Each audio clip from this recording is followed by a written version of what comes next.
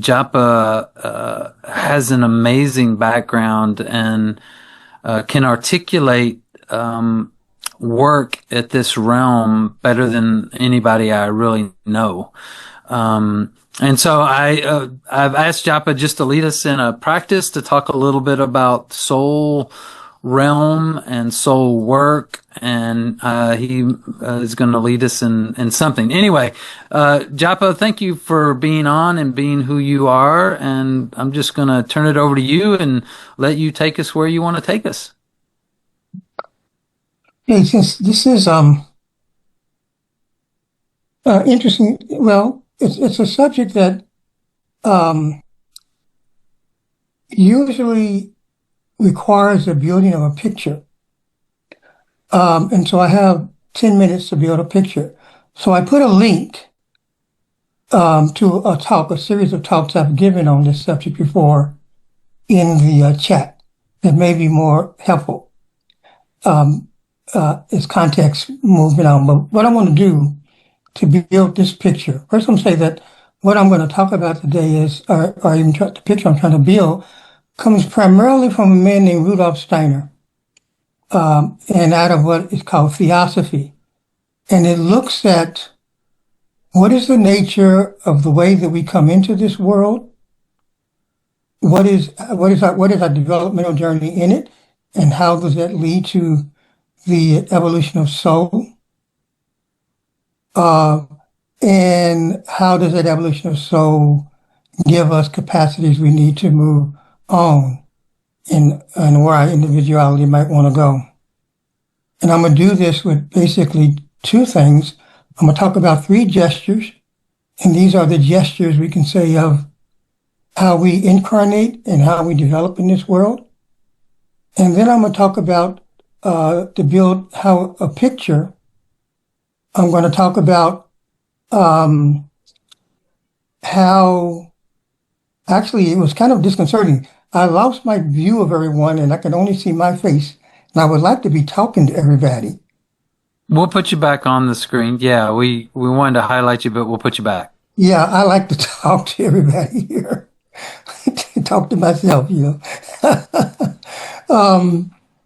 And so I'm going to jump right in, and I hope I can build a picture. So we talk about these three gestures. First gesture is called the moon gesture. And the moon gesture is all about how the spiritual forces that are in a higher realm, how they stream into us to aid in our development. They stream, like if you think of an incarnating human being, when that child finds their place in this world and begins to develop, there are these spiritual forces that stream in that really happen in the initial development. You know, they take on the clay of heredity and they mold the individuality. These forces stream in and begin, and these forces are unique to this individual. And we think about it as a moon gesture. And then the impulse that comes out of that individuality, we can call the sun gesture. The human being then expresses itself in response to that and becomes this being which is then growing and developing and expressing themselves outward into this world. Well, when that human being was incarnating, not only were these unique spiritual forces beyond this realm that were available to it, it also prepared some spiritual forces right here. We can say the mother forces right here on Earth. And so as it begins its sun expression, it meets these mother forces. Now there's a little bit of an issue that arises because it may identify with its own physical qualities that it's taken up, the clay. It may identify itself with the clay that it's given expressing to. And because of that, the mother forces that are coming at the spiritual mother forces, it may not identify with. It may create a little bit of boundary between itself and it.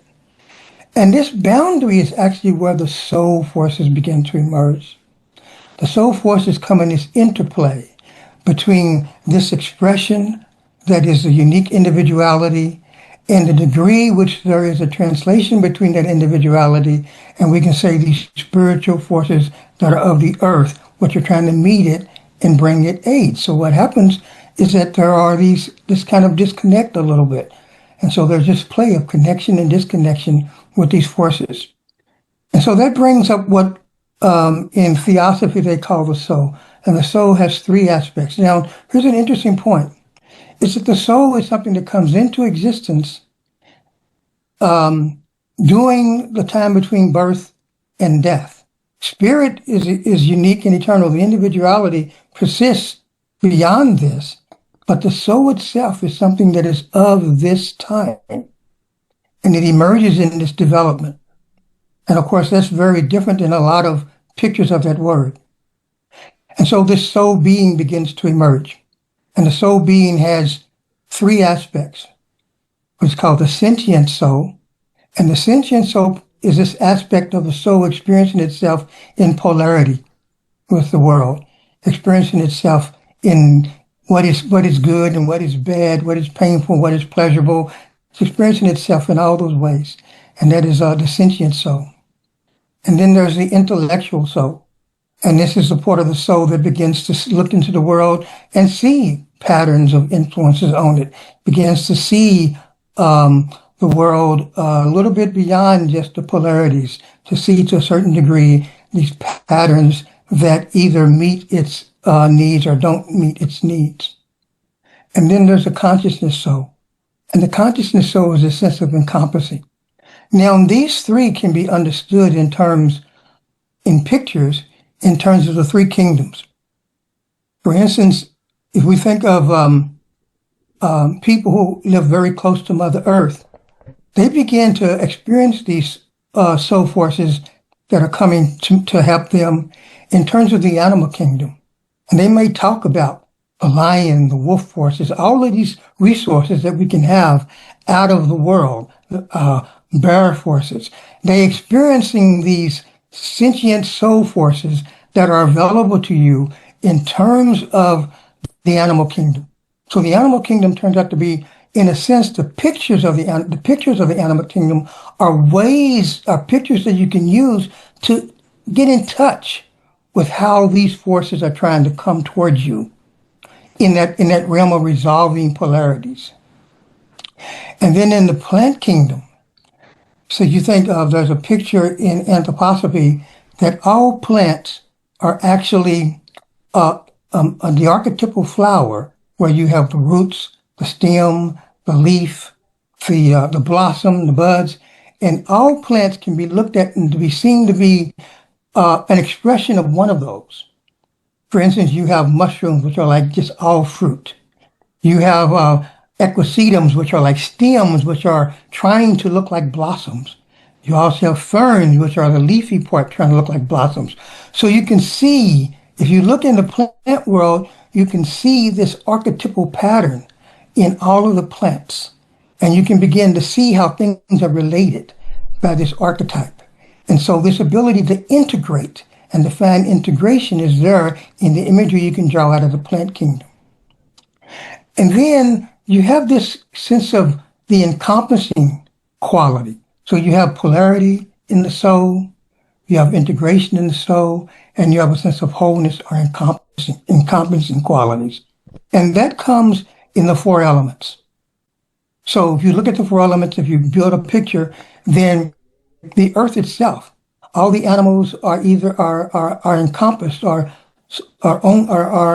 live upon the earth. It's an encompassing element. And so if you can look at the earth itself and the elements of the earth, like the mountains and whatnot, and you can find in these images ways to experience what's coming towards you that is telling you how to be more whole. Or you can look at the water forces in the world and how they provide context and a sense of encompassing. And you can look at the air, as of course. And if you look at these things, these are all things which the plants are taking on for their own life substance and all the animals. And then the sun itself and warmth. So these are encompassing images. And these images, and when I'm talking about these images, I'm saying that these images themselves are, and you can see this more in societies that are closer to the earth are ways that these forces these are communicating to you. These spiritual forces of the earth are communicating to your feeling responses to the world and can inform your soul life about how to carry out, resolve polarity, perceive integration, and perceive wholeness. So the practice that is often done is one of if I have a situation where I'm experiencing conflict, I will first kind of bring to myself a feeling perception, just a feeling, a wholeness and feeling about the situation. And then I will look for an animal image that maybe that will encapsulate the polarities that are in that feeling situation.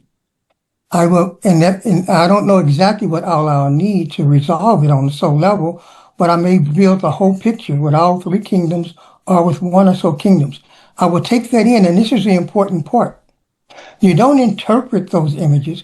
You take them in, you feel them, you integrate them with the feeling, and you let them go. And when you let them go, they leave the impression in the feeling life that allows you to have the resources you need to resolve the soul experience. And so that's a brief look of how this dynamic works. And I said, if you click on the link, I actually gave a talk about this in more detail. So.